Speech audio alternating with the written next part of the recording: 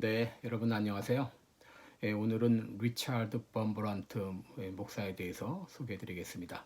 리차드 범브란트는 루마니아 루터교 목사로 루마니아 공산 치하에서 지하교회 운동을 하다가 두 번에 걸쳐 14년의 옥고를 치른 살아있는 순교자 혹은 철의 장막의 바울이라고 그렇게 불려지는 인물입니다.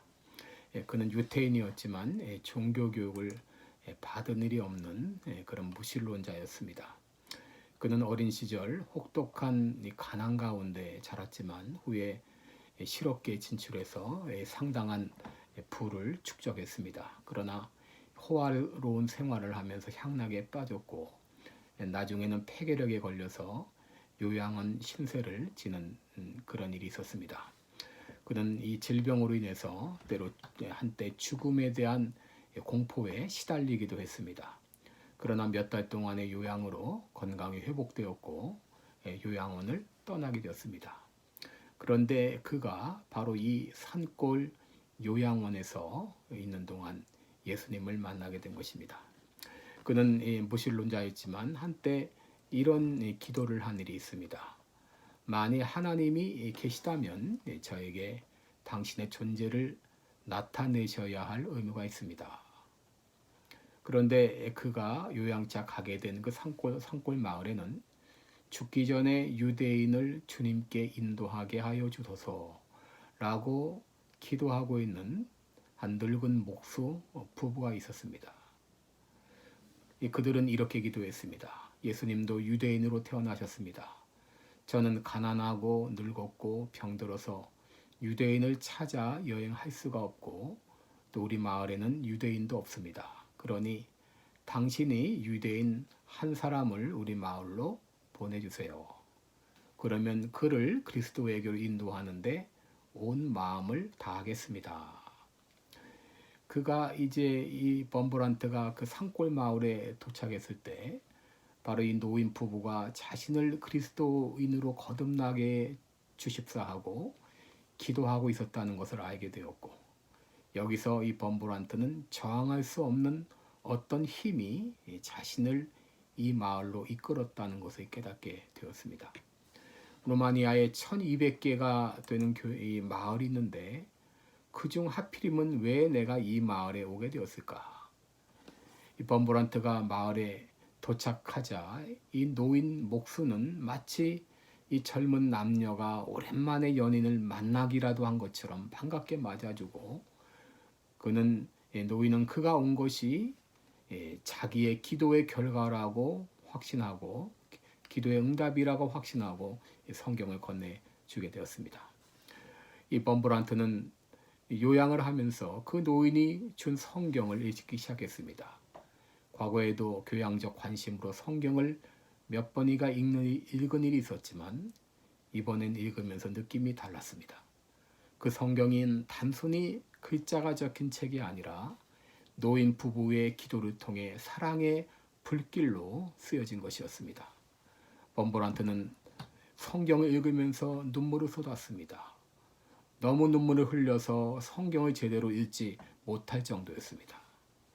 예수님의 삶에 죄로 물든 자신의 삶을 투영했고, 예수님의 사랑에 비해서 불경과 미움으로 가득 찬 자신을 보면서 눈물을 흘렸습니다. 범브란트도 그의 아내도 곧 예수님을 주님으로 영접했습니다. 그 후 그들 부부는 사람들을 주님께 인도하기 시작했고, 인도를 받은 사람들이 또 다른 사람들을 인도했습니다. 믿는 사람들이 늘어나게 되자 루마니아의 새로운 루터 교회가 세워지게 되었습니다. 그는 거기서 교회를 설립하고 인도자 역할을 했습니다. 이 범브란트는 예수를 믿게 되던 날 이런 기도를 했습니다. 하나님, 저는 무신론자였습니다. 이제 저를 러시아로 보내어 무신론자들에게 전도하는 선교사가 되게 해주세요. 그러나 하나님은 그를 러시아로 보내지 않고 러시아 사람들을 그에게 보내주셨습니다. 무려 100만 명의 러시아 군대가 동맹군이라는 이름으로 루마니아로 쏟아져 들어온 것입니다. 그들은 동맹군이 아닌 약탈자였습니다. 결국 공산당이 정권을 잡자 기독교에 대한 거센 핍박이 시작됐습니다.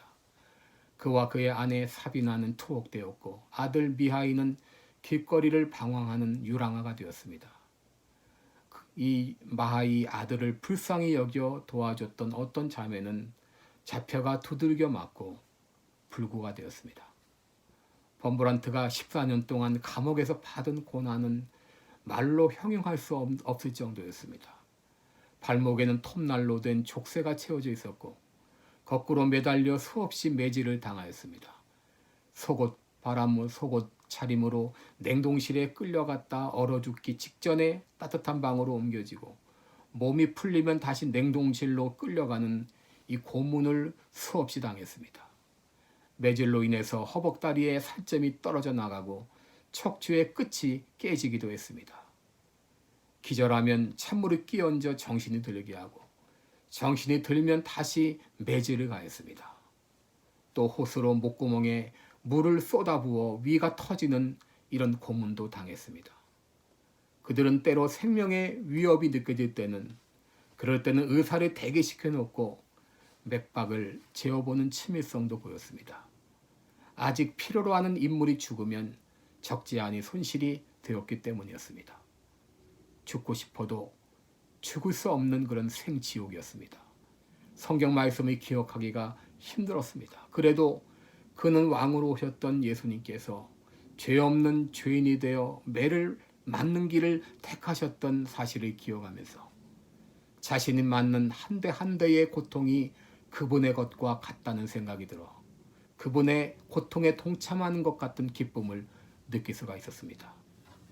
감옥에서 먹었던 음식은 사람 입에 들어갈 음식이 아니었습니다. 국에는 썩은 양배추 조각과 씻지 않은 생선 내장이 떠 있었습니다. 그러나 그는 그것을 다 먹었습니다. 그런 것이라도 먹어야 될 의무가 있었기 때문입니다. 그는 주를 위해서 살아야만 했습니다.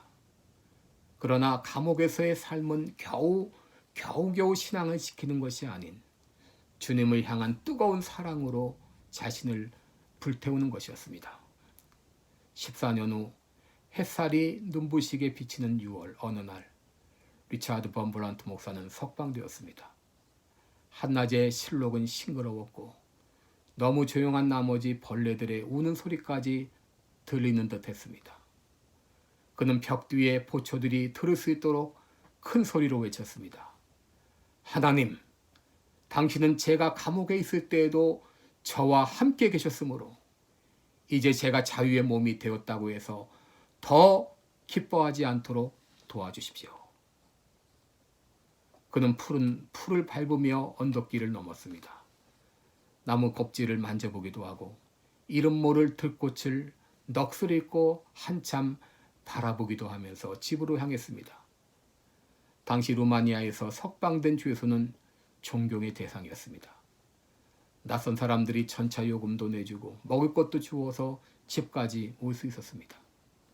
집에 도착해서 아내와 아들을 만났고 그들은 하염없이 눈물을 흘렸습니다. 그의 집에는 방문객들이 줄을 이었습니다. 손님들은 시간이 가는 줄도 모르고 이야기꽃을 피우다가 자정이 되어서야 돌아갔습니다. 범브란트의 아들은 범브란트에게 물었습니다. 아버지께서 겪으신 고통을 통해서 무엇을 배우셨는지 알고 싶습니다. 그때 범브란트는 이렇게 말했습니다. 아들아, 그동안 나는 성경을 거의 다 잊어버렸지만 다음에 4가지는 내 마음을 떠나지 않았다.